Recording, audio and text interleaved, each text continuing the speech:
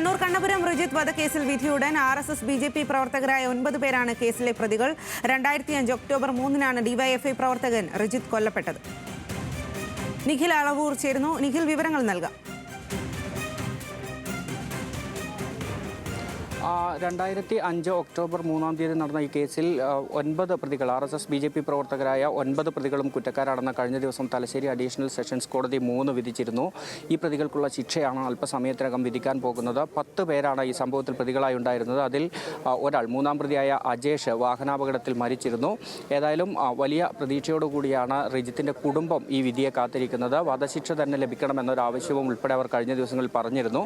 ഏറ്റവും പ്രധാനപ്പെട്ട കാര്യം 19 വർഷം നീണ്ട ഒരു കോടതി വ്യവഹാരത്തിന് ശേഷമാണ് ഈ കേസിൽ വിധി വരുന്നത് എന്നുള്ളതാണ്.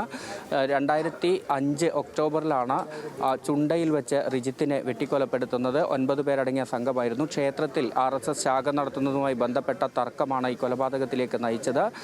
ആ കേസിലാണ് അല്പസമയത്തിനകം ഏതായാലും വിധി പറയാൻ പോകുന്നത്. ശരി നിഖിൽ.